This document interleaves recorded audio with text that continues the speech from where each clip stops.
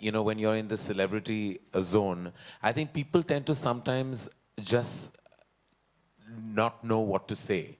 Like I feel like when they encounter you, they either tend to overcompensate and say exceptionally polite things, or they'll say the most inappropriate things to you. I think anyone who's been in the celebrity space will tell you that you'll have people come and say the most overfamiliar things to you at times.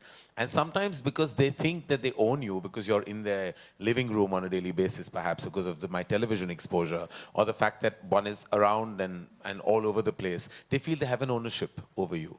And sometimes that allows them to kind of cross the boundary of decency. And they'll say things that are inappropriate. And you'll have to stand there. Sometimes you can give a response back, which sometimes goes over their head, because it's not a straight-lined answer. And sometimes you use sarcasm, which also sometimes doesn't get a response.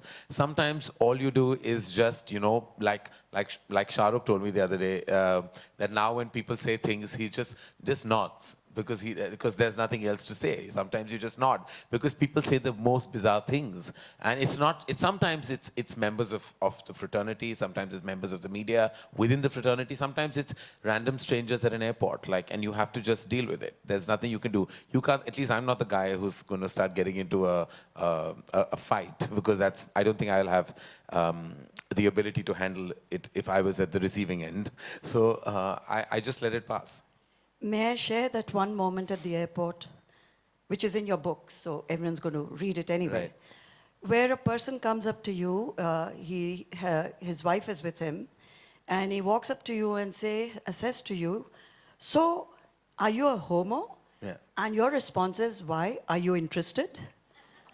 And I thought that was just fabulous. That's, the aplomb and the tight slap that probably the man warranted. Well, it was what came out, literally it just came out because I thought it was an exceptionally inappropriate thing. And the wife was clicking a photograph of mine while he was asking me this question. And he asked me, patting me on my back. It wasn't just a car. It was an overfamiliar pat, as if I had, we had dinner last night, and he decided to ask me this question early in the morning. And it's happened to me. It's also in the book when I was on the launch of a channel, and it was an early morning breakfast interview where I was asked an inappropriate question, and I was completely shocked that we were on national television. Of course, it never made it because they realized that it was completely wrong. Fortunately, it wasn't a live telecast.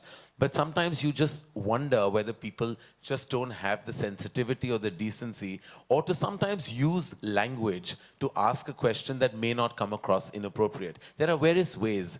I'm a member of the media myself. I host a talk show. And I know sometimes when you want to kind of ask something, you can circumvent it with words and vocabulary. You don't suddenly just go out there and ask in the pretense of being completely candid, or then irreverent, or perhaps overfamiliar.